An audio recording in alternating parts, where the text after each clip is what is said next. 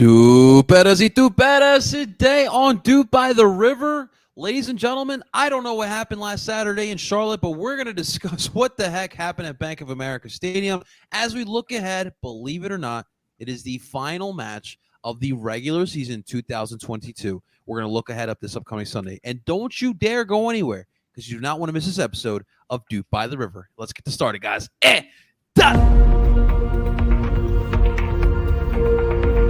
DOOP by the River doesn't do anything well. There is not one. I'm sorry. There was no creativity. As a Union fan, I take that all day. Another DP. We need to go get Mario Balotelli.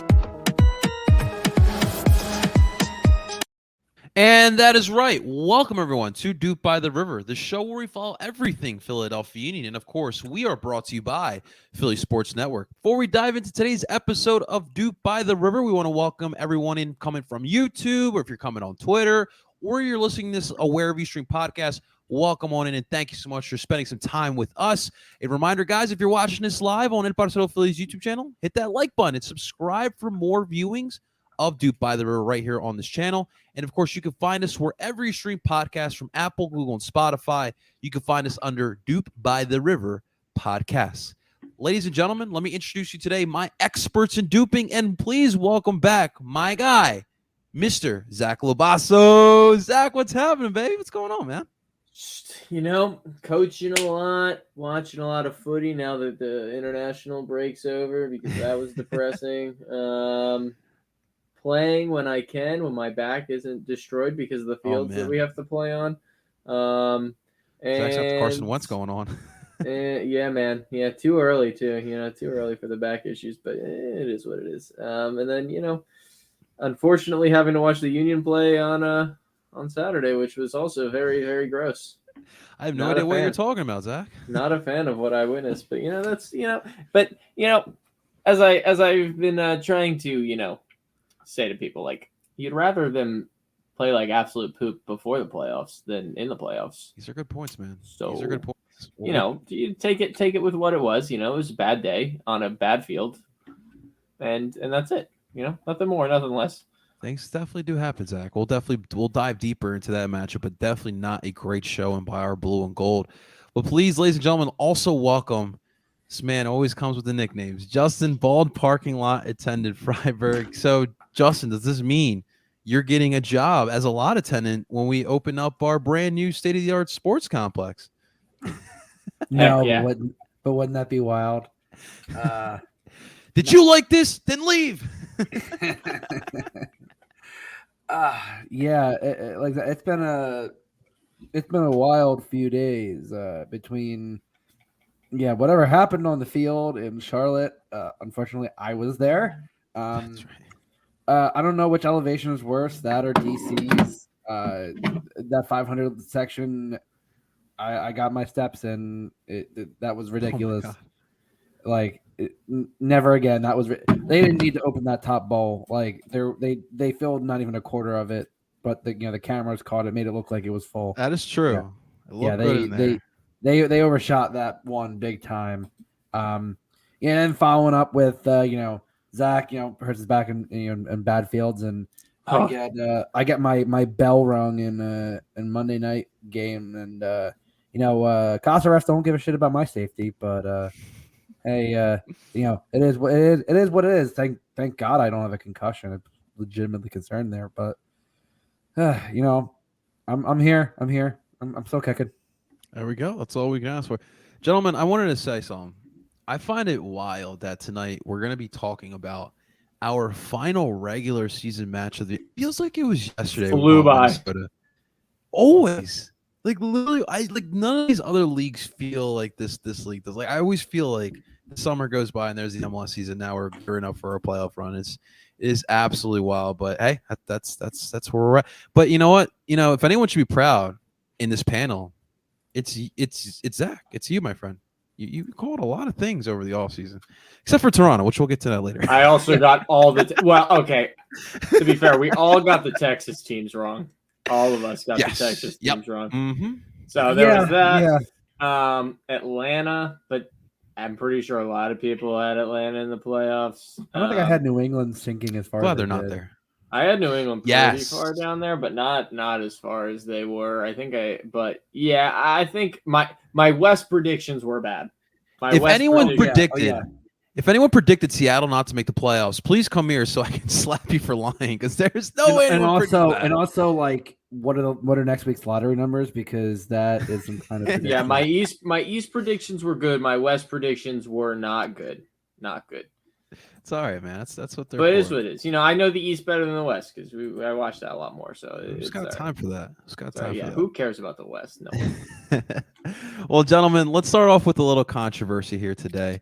As per usual, the Philadelphia Union announced their brand new plan. So listen, what people don't realize is this has been in the talks for literally since day one of the Union becoming a thing in the MLS.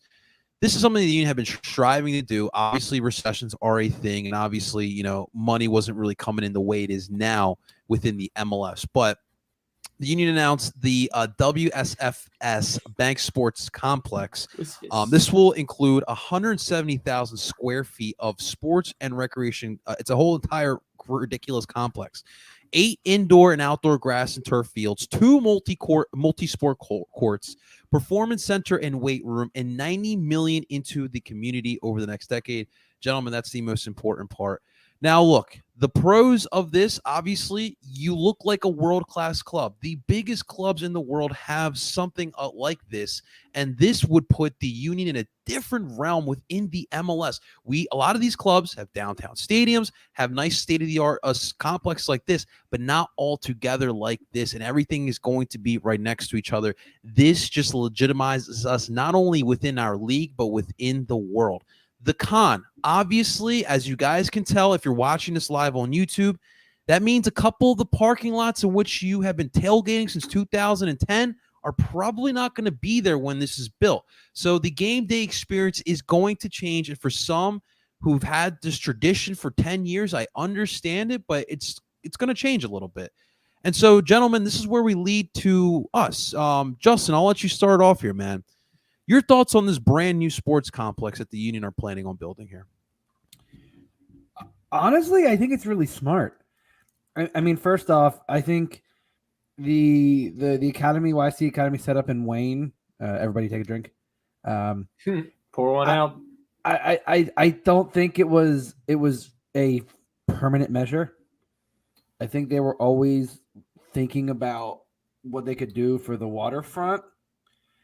And at the end of the day, you've now brought your academy closer with your first team, which is going to do nothing but help these kids, get, some close time with the U2 players, with the first team players. They said they're opening up a lot of time for public usage. Hey, maybe Casa, maybe we get in on that. I mean, I would drive down to Chester to play at that area. I think it's going to do nothing but great things. It's going to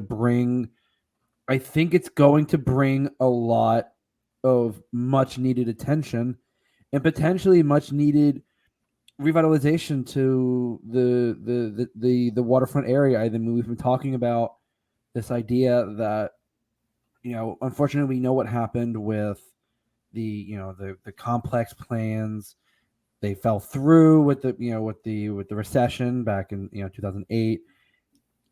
No one thought it was going to happen. I mean, the Union have been slowly acquiring all of that land around the waterfront and building their way up. They've now have the land. So now that they have the land, I mean, I've seen people say, "Oh well, it's unlikely that this will get done." Well, I mean, the fact that WSFS has partnered with this is clear. I mean, once you get that kind of sponsorship and you've announced it, I assume once the season's completely over, they're gonna start tearing stuff down and building it.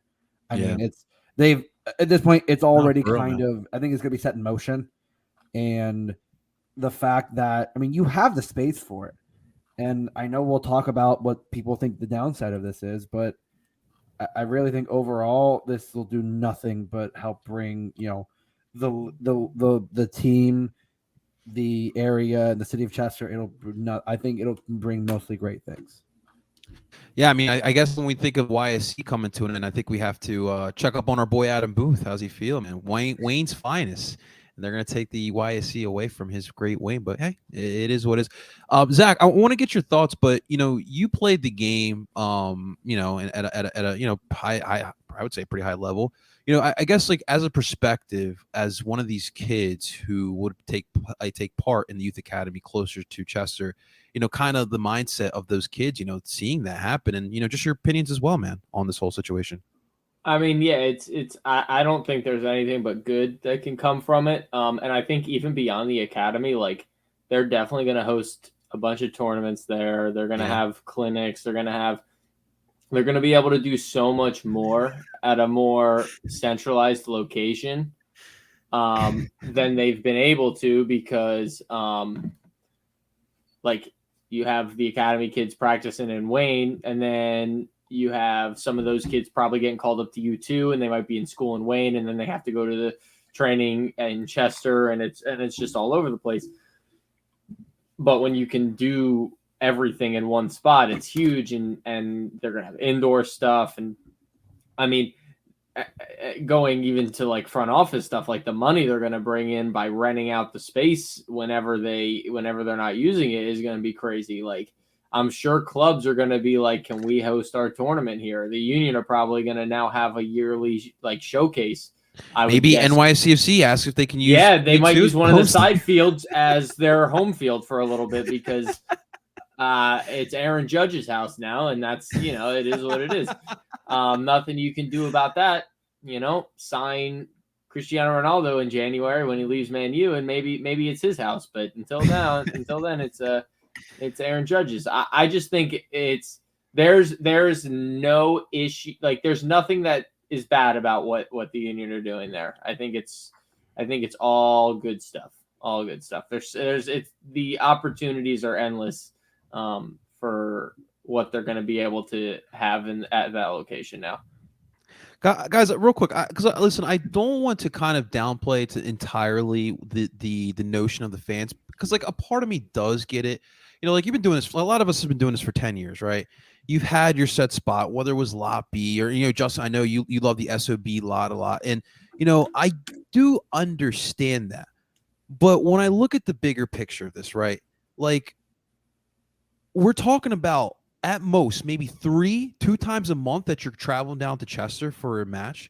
And what we're talking about is really doing what world-class clubs do and build a whole entire facility to train, to weight lift, to study, film, and all that good stuff that the world-class clubs do need to do. And I think more importantly, one thing that a lot of people do knock is how do the Union give back to the community? This is a great way to connect the city of Chester with the beautiful sport of soccer. There's still a lot of people within Chester who still hate the Union because of what it brings, what game day does. All the cops are always down there. They neglect the city. And I think this is another great way to bring Chester and the Union together. Like I just, for my sake, I don't see where the issue is. And Mike, we do appreciate your sarcasm. I think the biggest thing, and it's a fair point that people have brought up is, well, right. Think about it. The city of Chester had the economy not crashed, the revitalization of the waterfront would have actually helped. And unfortunately, plans got stalled for years. And the fact that, one of the first things they mentioned was that it's not just going to be for, like, they have so many fields. It's not just going to be for the academy. The fact that they have specifically mentioned on multiple occasions that this will be open for public usage, I think it's going to be huge. You've already seen, maybe Chester High is going to start playing their games there. That's huge, man. Maybe some of the youth teams around here, maybe other leagues, like it. It's going to bring more and more people through the area. I think what it'll do is I think it could have a good benefit not only just from the waterfront, and it could really spread out to. Listen, the city of Chester's gone through a lot of hard times over the years. And I think, there's a certain element to the Union games that isn't great for the city of Chester. And I Yeah. think that's the residents have made it vocal. But I also think that if the team in this is willing to move in this direction and willing to try to work with the community to really benefit everybody and start, and start with the youth, start with really pushing these grassroots efforts, I think that's what's going to really open things up. And I think they're really, I outside of one of the more obvious, what people consider negatives, I really find it hard to see a negative for this whole situation. Yeah, I agree with you too, man. Mike also brings up a great point. The big hope is more foot traffic year-round makes other businesses down there that require foot traffic more than 20-ish days a year more viable. Fingers crossed on that. And Mike, listen, the hope is that it's not just a sports complex. You can eventually build retail, build restaurants, bars, make Chester into a flourishing business ground, and this is only the start. I mean, listen, we have the Larimer down there, but we all would love, a little bar hopping, seeing a little, a couple of restaurants, grab a bite to eat. And I always bring up the story. My first year going down there as a Barcelona affiliate, had a Toronto fan come up to me and ask, "Where do you go to grab a drink?" And I'm literally telling him, like, "Did you bring a cooler beer?" And I don't have to say that soon enough. And I the hope is that Chester in general can just be a flourishing city like it was back in like the 30s and 40s. A lot of people don't know the history of Chester, but it was a booming city. Brian, we appreciate you, man. I think at the end of the day,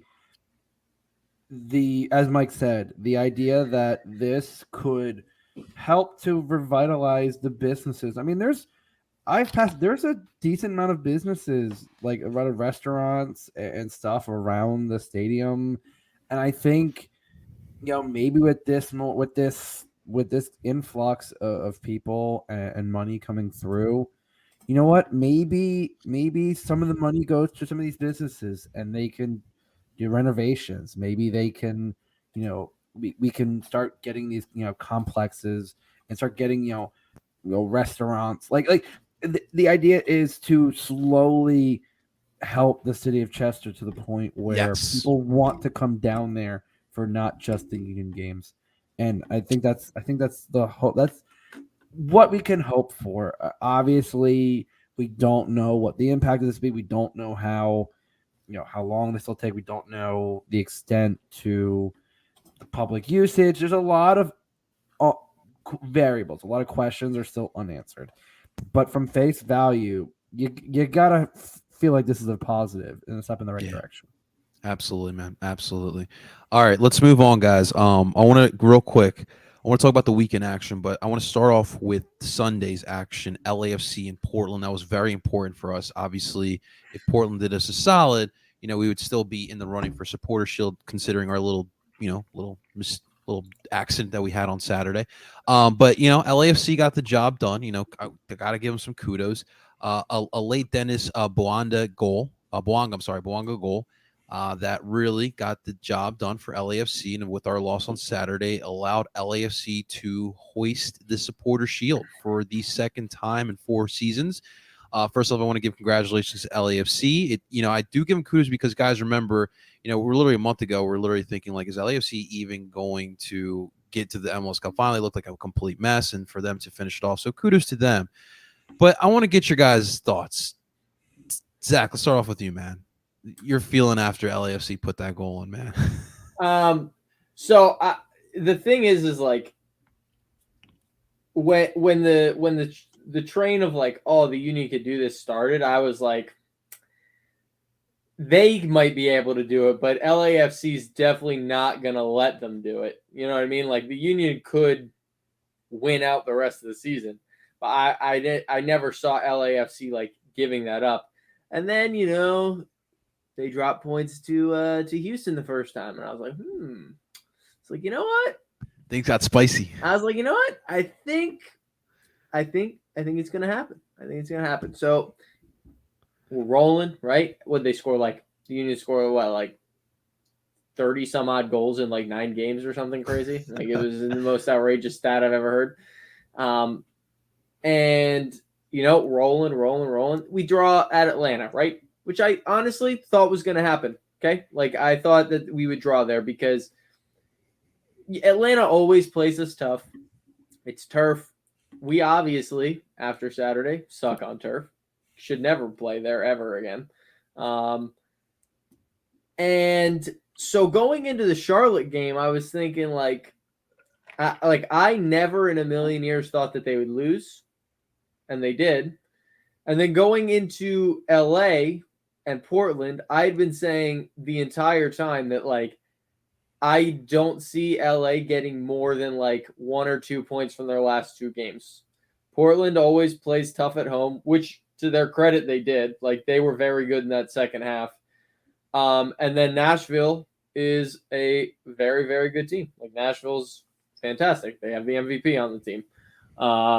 So you have that. And when the game started, I saw it was 0-0 for most of the first half, and then I flipped it on last 10 minutes of the first half, and Vela gets the ball at the top of the box, and I'm thinking they're just gonna step out and not let him shoot with his left foot. And 2 guys, not one, but 2 guys stepped out, and he faked the shot, and they turned their backs like they were 8-year-old soccer players, and then while they were turned, he bent one into the top corner, and I'm thinking to myself, at least make them earn it. It's bad defense, at least make them earn it. That was, and then Asprilla scores, which honestly he could have had about 4 himself in that half.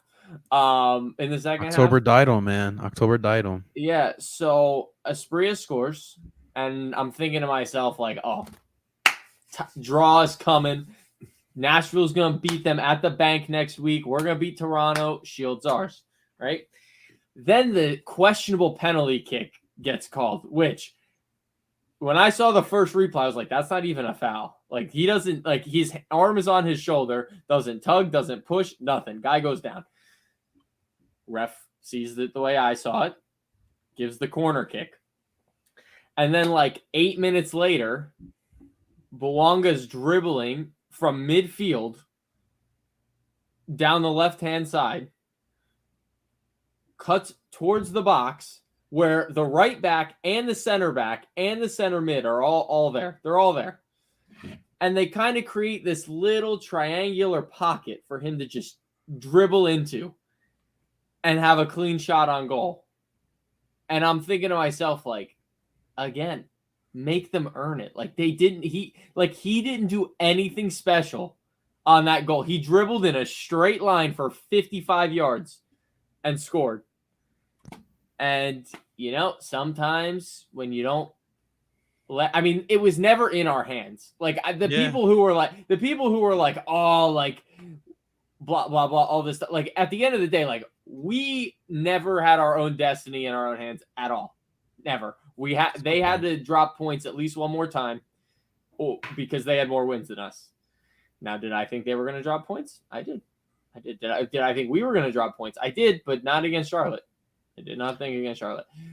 So I wasn't I was more disappointed in Portland and how poor they were defensively than I was that the Union didn't win the Shield, because at the end of the day, we shouldn't have even been in a spot to win the Shield in the first place. There was no reason we ever should have gotten that close because of how poorly LA was for a month. Yeah. So I wasn't super upset, except for how LA did it. If LA had gone out there and put 6 on Portland and said we're the shit, this is our Shield, I would have been you know what, fair enough. You guys earned it. But they scored 2 shit goals. I shouldn't say shit goals. They scored 2 easy goals because Portland made it easy for them, which is unfortunate for us, but it is what it is. We've won a Shield. We haven't won a cup yet. So, you got to pick and choose your battles. This is true. Justin, where were you on Sunday for the match against LAFC in Portland? I was at a friend of mine's house with my girlfriend and a few friends watching the Eagles game, and then I think we left. I mean, the game was at 3:30. I think by the time I got back to my place, I think I caught the last 10 minutes end stoppage time. And listen, Zach's right. We were never fully in control. Yes, if we had won the Atlanta game, it would have come down to the last day, but the only reason we were in it is because LAFC slipped up for a while. And I still don't think LAFC going into the playoffs is like, I don't like that week off may help them, but they've also been, for the most part, been in pretty poor form. And overall, I mean, let's not overlook. Yeah, okay, we didn't win a trophy. Is that disappointing? Yeah, it was kind of a bummer initially. That night when I was like, okay, Supporters Sheild might be over at this point. But I also think that the thing people seem to forget, the Supporters Sheild is basically cursed.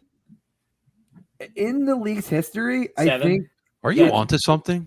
7, I think 8 teams out of the league's 25, 26 year history have won the Shield, have won have won it, and that's why the Red Bull never won the MLS Cup. But look at even the past few years. I mean, well, it's been more than cursed the last few years because you just be going out in the first round every single time. New England crashes first game. Union crash first game. Oh God, that was the worst game I've ever seen in my life. It's just, I mean, you go back to, I think, what was it, 2017? I believe was one of the. It was. I think it was. It was Toronto. I'm pretty sure did both. So let me ask you guys something. Do you guys think that like the pressure? Because it's like 4 months. You're like gunning for the Supporter Shield, right? Do you think that the pressure of trying to win a sports team in the season, it just drains you by playoff time? I think it has to be. I think it has to be at least a factor. I mean, think about the last 2 months for LAFC. They've been like, they added all these players, but between the lack of chemistry, the players rotating in and out, like I think to have to be at that high level. I mean, LAFC were firing for the first few months of the season. It was clear they were pretty, but like they started swinging off. And Mike, to answer your question, if most of the teams, but isn't it 63% is the one that we're looking at? So yeah, I'd say that is. I'm looking at the bigger number, and if only 8 of 26 have won, like that's not exactly. Well, the circumstances say that most Supporters Shield teams don't win the cup. But I think for sure you're on something. Overall, I think it takes. There's a reason a lot of teams don't do the double. It's because it does take a lot of effort to be at that consistently high of a level for so long. I think there's a valid point to make that teams that win the Supporter Shield, like they falter in the playoffs, and it's one of those things that. And I also think the past few games, it's clear that. I mean, you missed Ali Bedoya when you had that young of a midfield, and you had Leon and Kai getting in each other's way, and like guys were on top of each other. And I think circumstances like if Ali's there for both games, I think that's different. Who knows? Maybe we do get both games. Who's to say? Again, hindsight's 20/20 there. At the end of the day, you really like if you finish first in the conference, it sets you up nicely. A trophy, yes, would have been nice, but overall, I just think that it was disappointing at first, but I think at least for me, I quickly moved past it because I'm like, okay, we still got to clinch the East. Like, it's like, all right, move on, done and dusted. It happened. It sucked. Boom, move on. Like, I think wallowing on it just doesn't do you any good, and we all know us Union fans love to spiral and. Go down that rabbit hole, and for once this season, like this is one of the few seasons that I haven't been spiraling down the rabbit hole because, like, I've actually been very, very good for 95% of it. Exactly, and it's like we're not used to that, so like I'm just trying to take each game, and I think that's kind of what made the sting less. Yeah. I mean, look, I get it, right? Like, I understand why the soccer fan would want this trophy, but I guess like a part of me being like an American sports fan, like the cup to me is like the most important trophy. That now, if you have a chance at Champions League, now that's a different story. But we clinched Champions League. That's what people seem to forget. That's the point too. So we are in Champions League next year. Like that's and the question that people were posing, if like Seattle, we win Champions League, we talk about one Champions League next year, and we miss the playoffs. Yeah, I'd be perfectly fucking happy with that. Every day, I would be fine with that because then you're playing in the Club World Cup, and you'd be playing against the likes of Man City, Real Madrid, Palmeiras. Like you'd be playing against some of the top clubs in the world.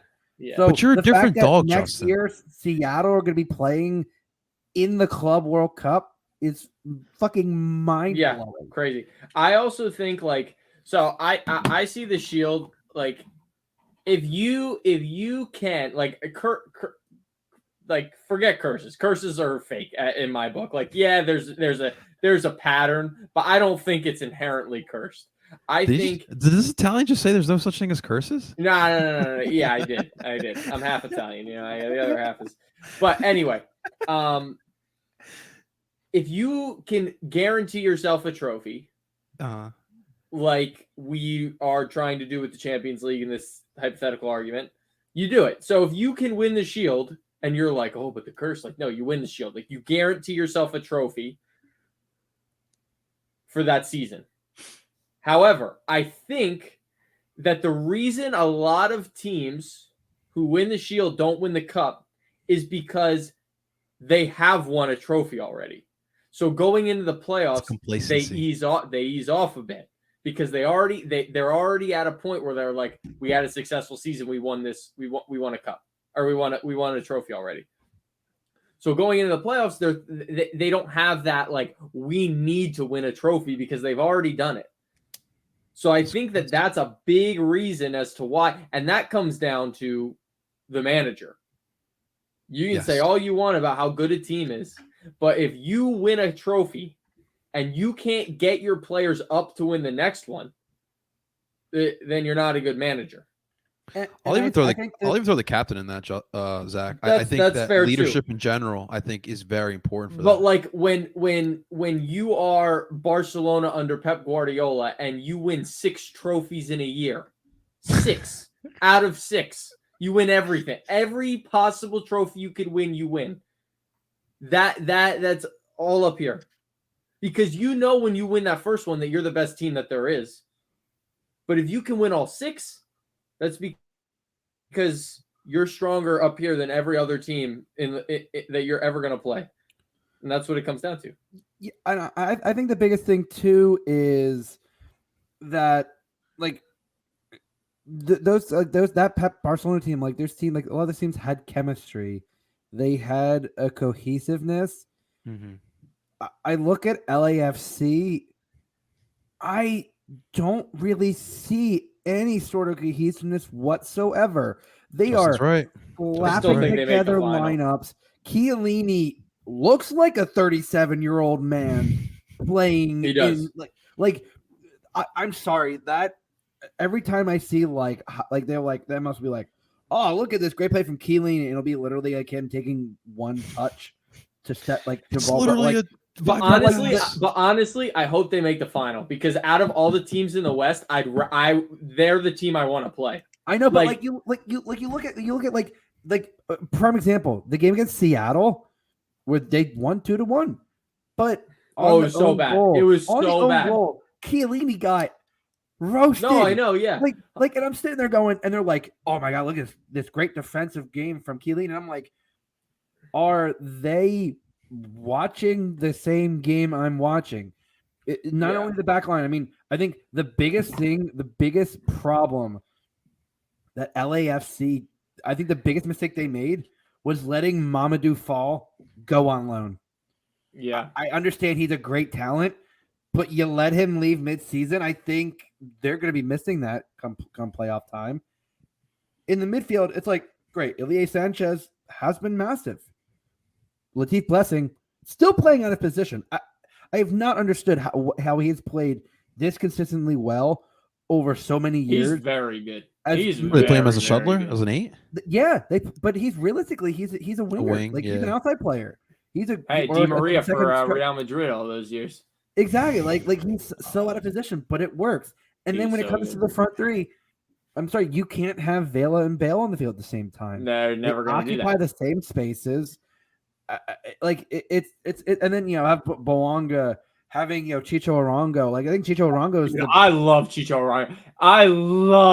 He's so good, dude. He's so good. I was hoping that the Union were actually gonna go after him when there was rumors of him going on because I'm like, he would fit the Union system perfectly. I love Corey Burke for Chico Arango. Who says no? I love watching that man play. But like I think realistically, like Vela has, again, still can pull out a masterclass. Mm-hmm. No, he's definitely aged a little bit. I was gonna say, yeah, his injuries have absolutely caught up with him. Bale happens. We know his injuries have caught up with him. He still can pull in a masterclass, but even in a league like MLS, it's still going to be a big thing. And at the end of the day, having that many great players, but having them so late in the season that they don't have time to develop chemistry. I mean, the prime game that I've looked to this season, and it's been in the last few months, was the game at Austin. They got shellacked early with Bale and Vela on the field, and they didn't get better until Opoku came on. And like I looked at that and went, that's great. You signed all these amazing players, but there's no chemistry, no like people are getting in each other's ways. And it was kind of like with the Union, like the Union got in each other's way so many times on Saturday. It was like, yeah, no wonder why nothing's getting done because you're both in the same position. That's kind of what LAFC have been doing for most of these games. And they've like against Minnesota, they should have lost. Minnesota, again, you talk about Portland's letting Vela. Minnesota gave Vela a lot of space on the goal that he scored.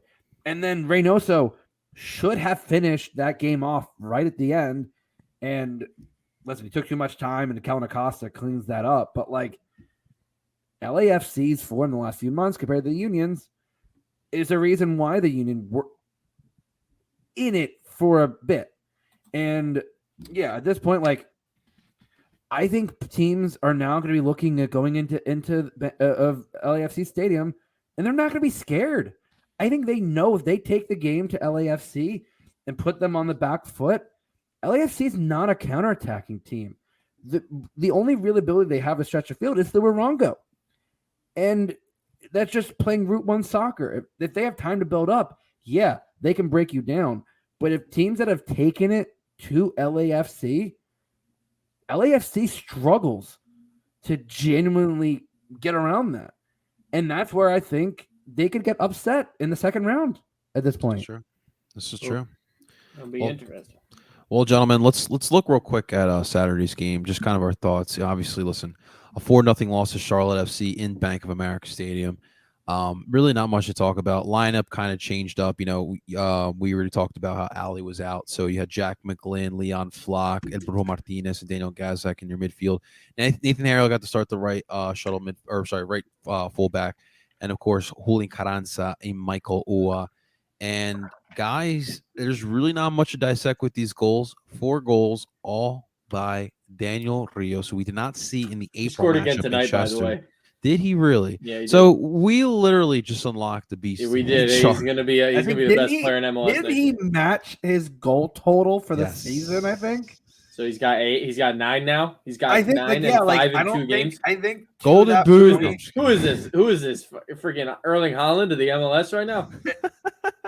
Yeah, like looking at it, I was like, well, wait a minute, because the whole time I'm like that was so weird. He was in Nashville, I think, for a bit. Like, and looking at it, I'm like, wait a minute, what is like? I'm like, there's no way he had this many goals. Yeah, at this point, like, okay, he has now 7 goals. Okay, so he has 2 goals entering that game. So he doubled his goals. He tripled his goals. Tripled his goals, yeah.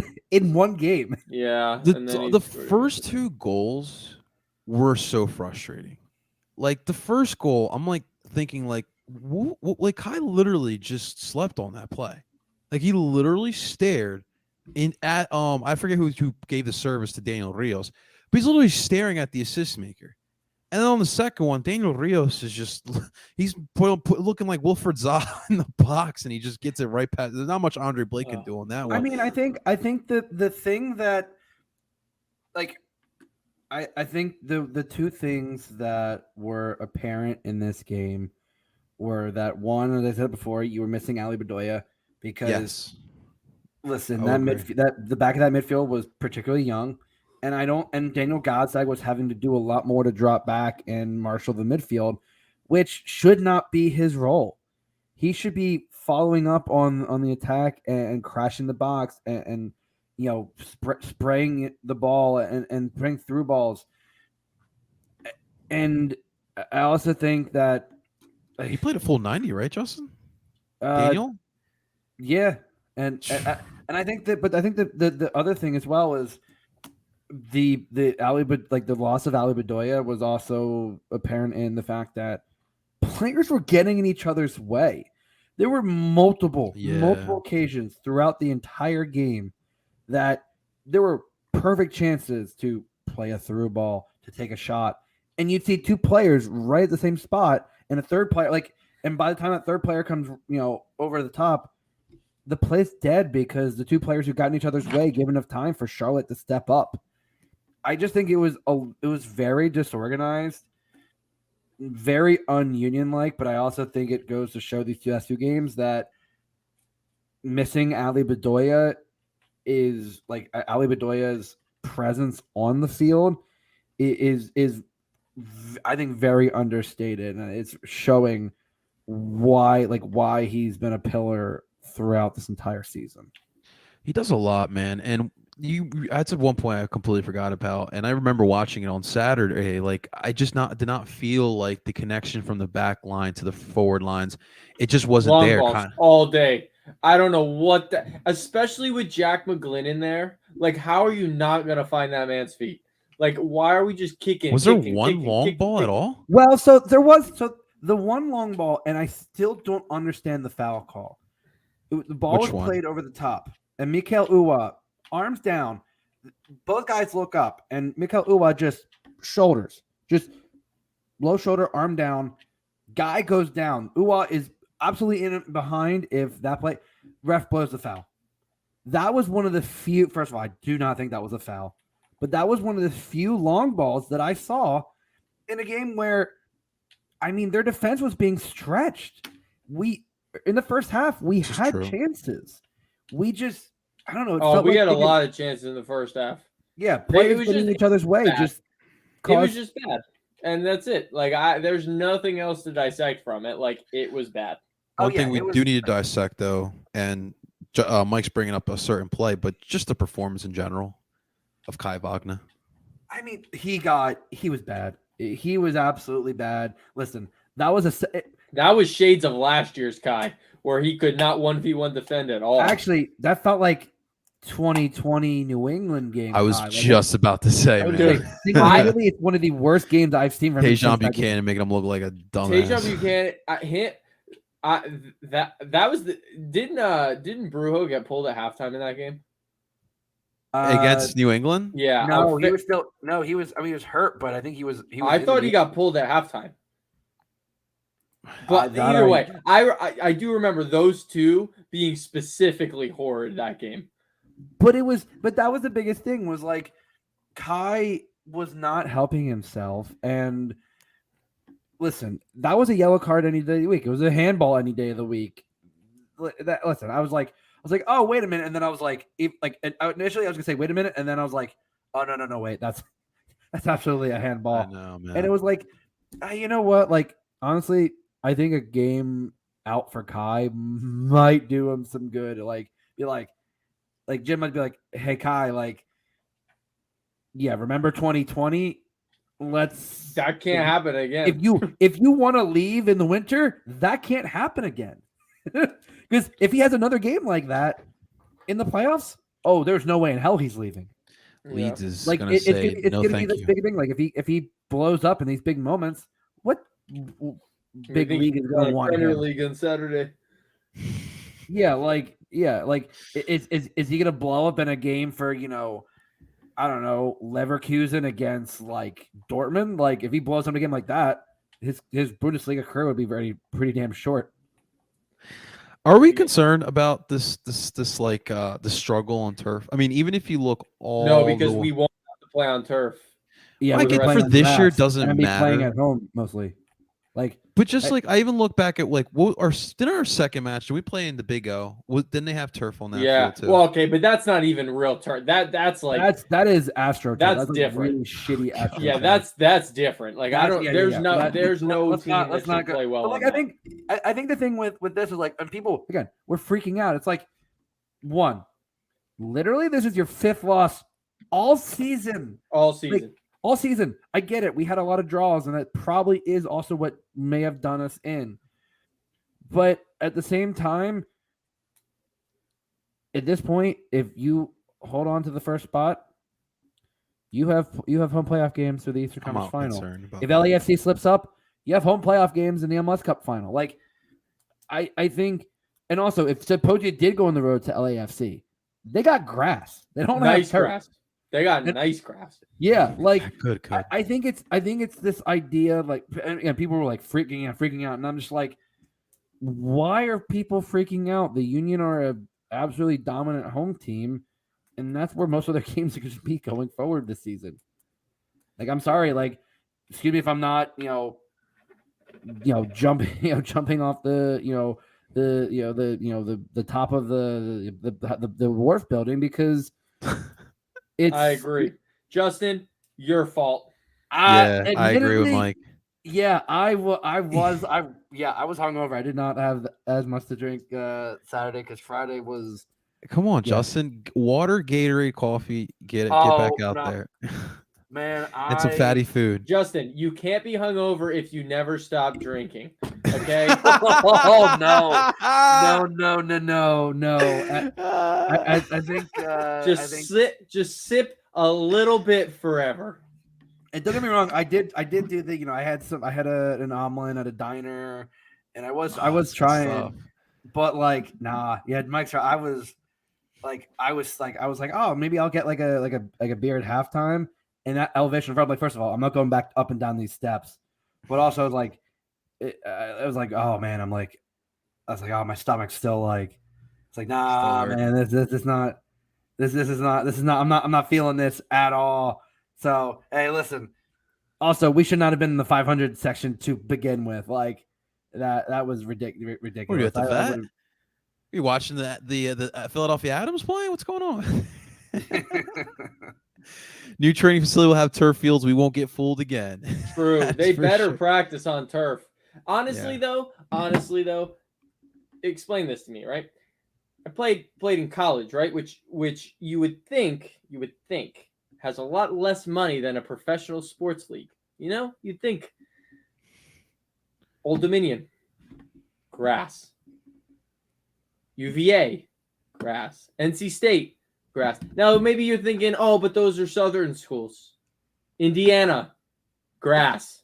Why do MLS teams not have grass? Why? Because rich owners don't feel like paying for because football. They like playing with the turf. But if colleges can do it in the North, why can't we do it anywhere? Because an NFL owner owns an MLS team. But listen, as someone who's played football on turf, that's not even fun to play football on turf regardless. So why are we playing on turf in general? Zach's got a point. Like, I just don't understand. Just get grass. It's better. If you have nice grass and every owner has the money for nice grass, do it. People will get. Miles Robinson will be playing in the freaking World Cup if Atlanta had grass. Okay? That's how it would be. We wouldn't have all these set. We wouldn't be even talking about Aaron Long if Atlanta didn't have turf. Dude. Aaron freaking Long. I hate that guy. No, I don't hate him. I hate Greg for making him our center back. At least the vet concrete is gone. That's for sure. Just get rid of freaking get rid of turf, man. I hate it. One more point before we move on from Charlotte. Except if you're telling me I can play on turf instead of playing at Girard College, then I'll take turf. Hey, listen. This Saturday, playing the Sons of Ben team. They moved us from Girard. Yeah, to I won't Holy be able. I Family. won't be able to be there, unfortunately. I'll be in sunny Arizona. I wish I Cannot could wait. play. I literally every time we play Sons of Ben, I'm never going to be able to be there, and it doesn't make any sense. But that's just how it is. All right, one last point. Justin, in the preview, we talked about how I was shocked that Derek Jones was still in the MLS. I thought he played solid. Like there was a couple passes that got by him, but he looks like an MLS player. So to that, congratulations, good job, Derek. Yeah, honestly, he looked good. career. There were a few times where he took a few on the turn. He was he was making some good fakes. Like he was playing a solid game. Good for him, man. He was a box to box. He was a destroyer, breaking passes up, moving the ball on. Yeah, I honestly I hope he does well there. Like Yeah. it and unfortunately for some off the field stuff, it just needed a didn't work mature. out That's all it here. was. But like I genuinely do hope for the best. Like I always hope the best for former Union players that that push through. And I told my cousin season ticket holder down there. I said I hope that Derek Jones plays well. Like you guys you guys have a good young core, and he could be. And technically, he's a veteran at this point, despite his young age. Crazy. Like, he could be a big influence to be like, hey, here's what not to do when you're coming through, but also like showing these guys like, hey, here's how you do it on the field, and here's how you work through it. So I do hope the best for him. The crazy part about it, 2019 training camp, I literally was like, Derek Jones, left shoulder midfielder. Derek Jones, left shoulder. And then I hear Tansy's like, Brendan Aronson might get the start. I'm like, what? Over Derek Jones? And it's funny how 4 years have flown by. And Brendan Aronson's at Leeds, and Derek Jones is still in the MLS, man. It's crazy how time flies, man. Boston X, listen, we appreciate you coming in here, and we completely understand. I don't know what the Revs are going to do, but hey, listen, we do appreciate that. But gentlemen, final match of the season, Union versus Toronto FC. I don't know what to expect. Because a part Italians? I know No. what to expect. dude, the amount of Italian soccer fans that are going to show up to this match looking for Lorenzo Insigne and Bernardeschi, and both of them may not play. I mean, That is hilarious. Insigne got hurt, so it's very unlikely they're not going to rest him for one game. They're not Richie playing. Larea out on yellow card accumulation. At that point, do you play Bernardeschi? Do you play Crescito? Like, I would say no. I don't think it's worth it. It's not worth it for a meaningless game unless they want to play spoiler. But really, would they want to help out Montreal? Because if the Union lose and Montreal win, they get first. So, like, do you really want to help out Montreal? Like, come on, Toronto. But so that lends a quite like. So what do we do then in this point? Like, do you start all your big guns at this point? Like, yeah, I think you gotta shake off the Charlotte game. that's a good point. I think at this point, like you're looking at it, I think if Ali's healthy, which I haven't heard, but I definitely want Ali out there. I know he was a game time decision, and it was smart to hold him out, especially on turf. Yeah. So I think if you can give him, if he can go 65, 70 minutes and give you a solid effort, I think you go. I mean, obviously Kai, so probably Matty Real is probably slotting in there. I think Ali slots in. I think maybe Olivier gets the start because Nate got the last one. Nate, also like I've said Nate is our best 1v1 defender. Right. He didn't look good in that game. Was that Vargas? Is that the kid on that side? Yeah, and Joswiak, like he got Joswiak. He got cooked a few times, Mm-hmm. and that's rare from Nate. I know Nate. Like I said, I still believe Nate is our best 1v1 defender. He just had a bad game, but I think Olivier is probably going to get the start. So you have Madrigal on one side. I think that Ali will slide into the midfield. I think it's going to be your normal attack, but I think you got to throw the big guns out there. You got to make a statement. You got to shake off that last game. You got to have any kind of momentum going into the playoffs. I completely agree. I see. Like, part of me is like, dude, like you put Brandon. I'm sorry, Brandon. I'm already thinking about Brandon. You put in Paxton, Quinn, Jack. Like, I feel like they could take down this Toronto. I don't even know what Toronto's he's going to put out there, but you do bring up a good point because it's about gearing up for the playoffs, and you have that bye week, and we all know how daunting that bye week is. And the last thing you want is these guys to have all these days off and going into a playoff environment, whoever we have to play against in that first one. It should be interesting. What other takeaways do we think we want to watch on Sunday here on decision day? I think How your backup left back does, because that's gonna be probably Matt Real. Yeah, I'm legitimately And curious I'm how totally Matty's cool gonna with play. that, because I think that he can do the job. And I think he will be the guy next year when Kylie Play himself into a starting job next year, maybe. Yeah, I think 100%. Yeah, I think there's a reason you kept Matt around the whole time. Like, he's been getting more and more time.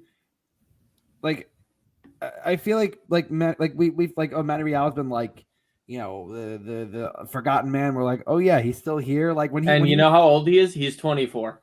Yeah, like when he crazy. signed beginning of the season. Like, I don't even actually. He might be 23. But like Zach, like think about it. When he signed beginning of the season, it was like, oh yeah, Matt Real's at camp, and then it was like, oh yeah, they're gonna be signing him. It was like, again, we're like, wait a minute, I swore we heard that he was leaving, but like, listen, he's mentoring the younger kids. Like he's doing a good job. Yes. He's being a consummate professional. He's gone in when they've needed him, and you know what? I think against Toronto, I think he'll be able to bomb forward.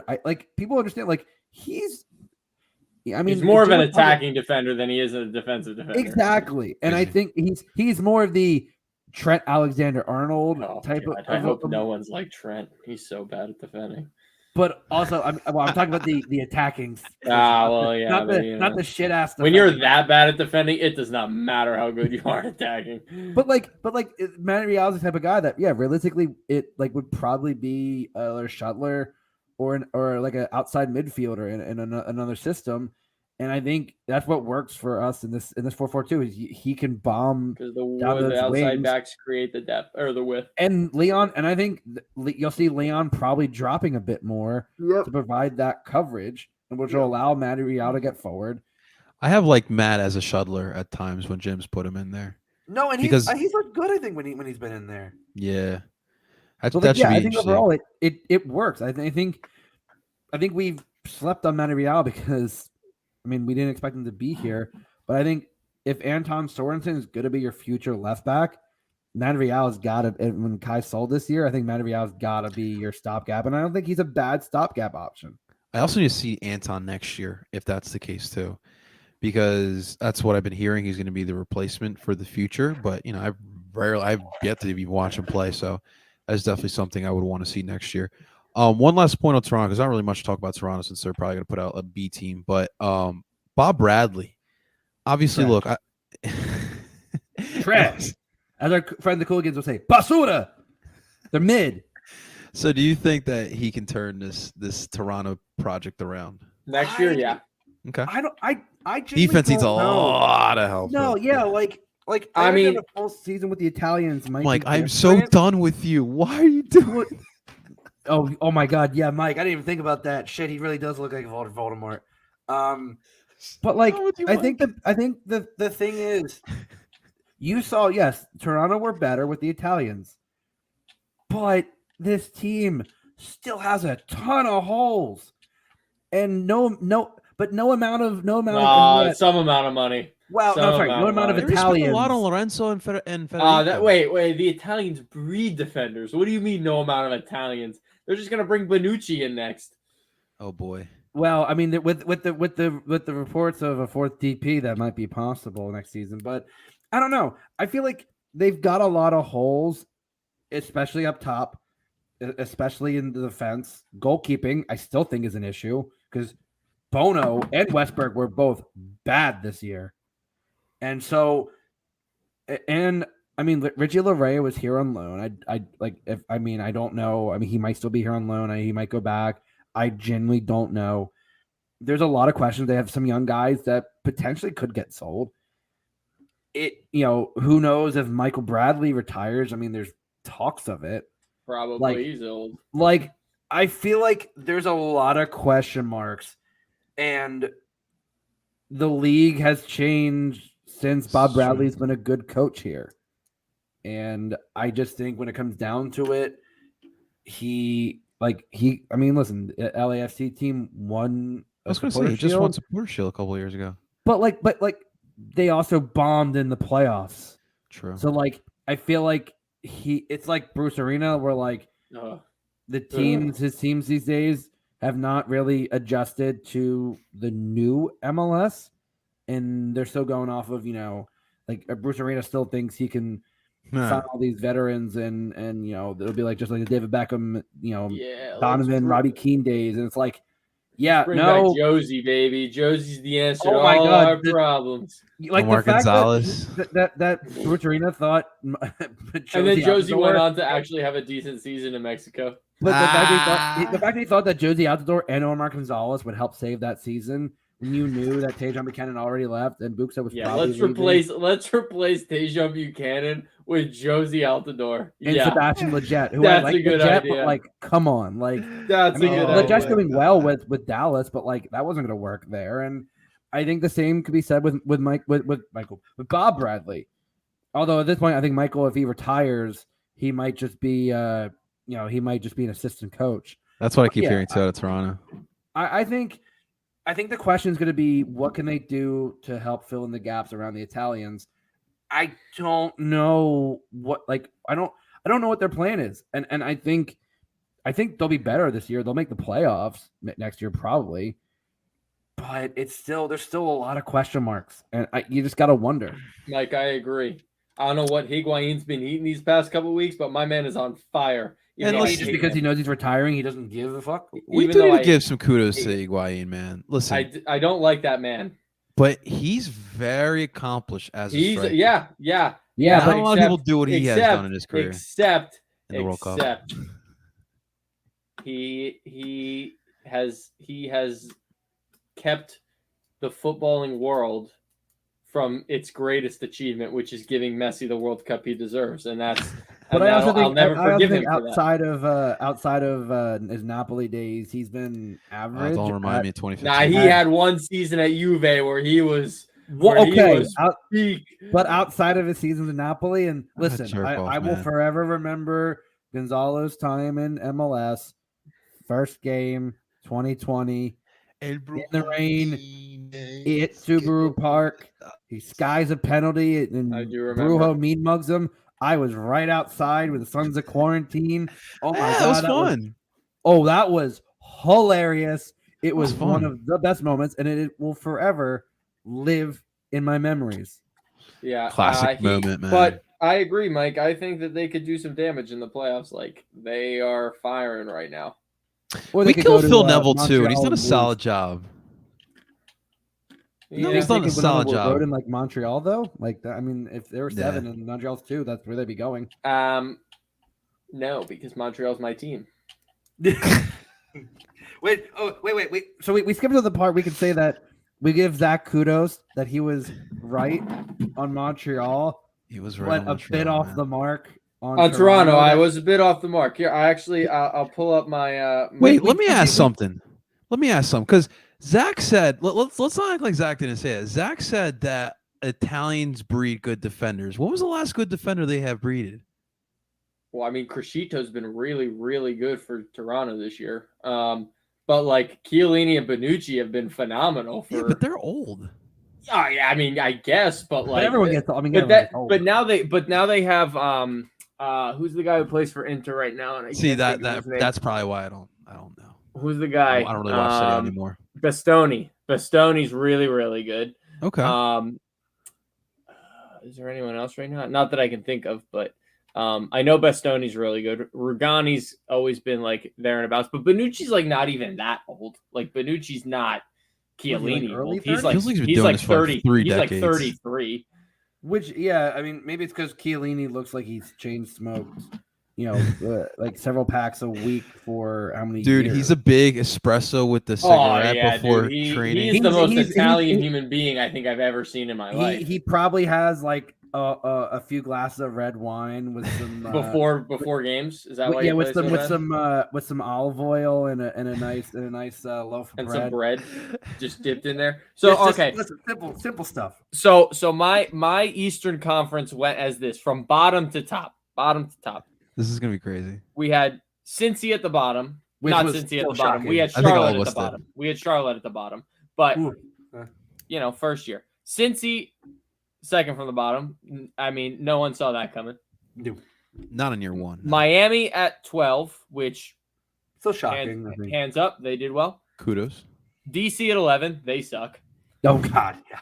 Red Bull. Wait, hold on. What were you banking on though with DC though? I To finish 11th. I just that they would be the best of the worst teams. Yeah, I don't know. I think that was a legit they would be bad, but they weren't gonna be that bad. I think that's it. Red Bull somehow again playoff team at 10. A lot of us did predict. Chicago at 9. They suck.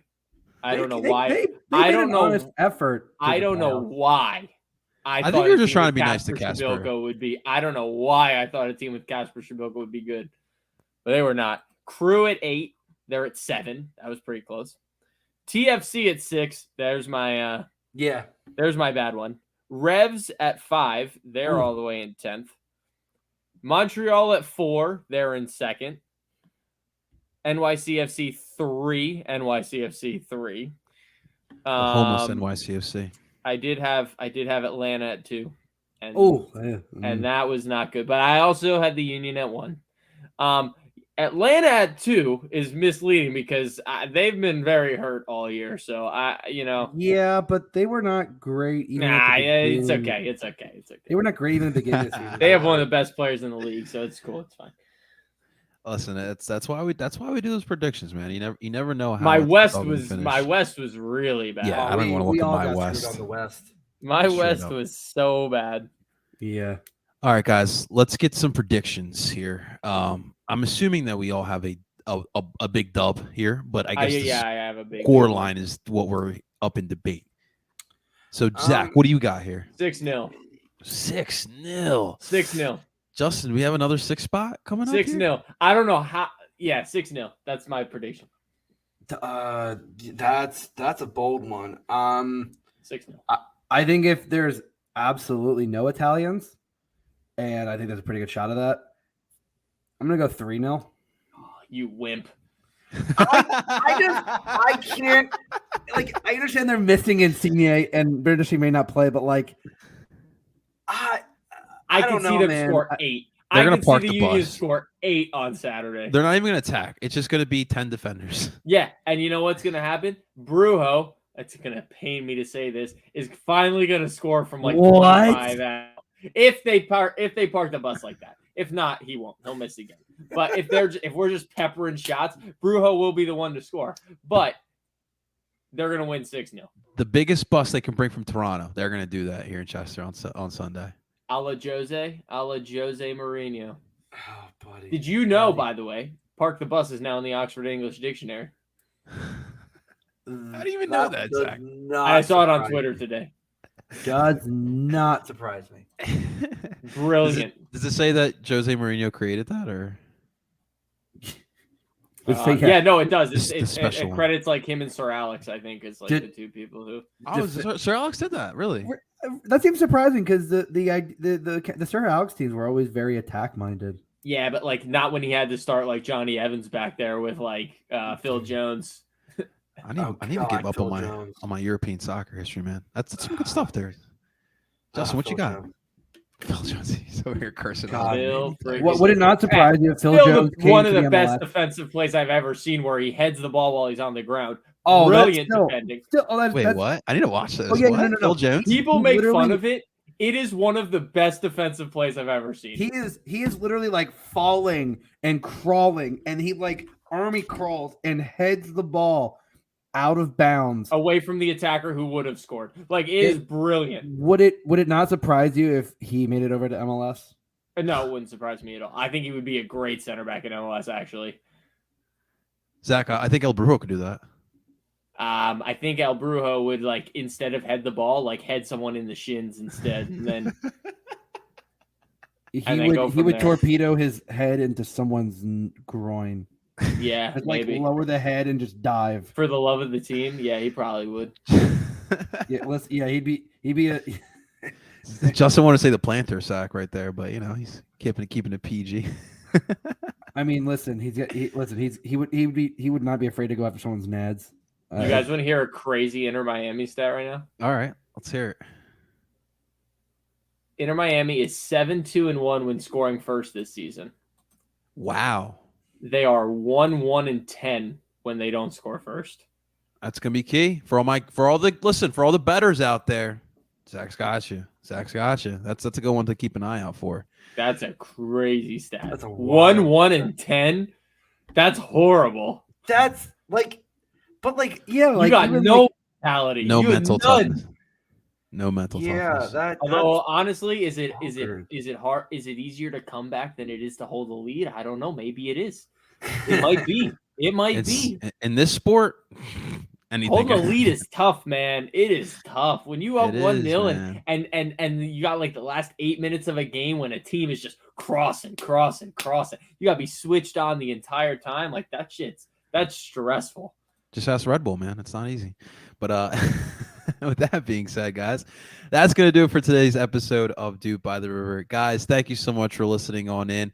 Of course, make sure you guys hit the like button, subscribe for more live viewings, Dupe by the River. We will also have this put up where we stream podcasts from Apple, Google, and Spotify. Find it under Dupe by the River podcast. Make sure you guys subscribe as well. A big shout out to you guys for listening on in. It was a great conversation here today talking about the Union. And of course, ladies and gentlemen, that is Justin Bald, parking lot attendant Friedberg. That is Zach Lobasso. Of course, I go by the name of El Parcero Philly, and we're telling you guys to dupe on.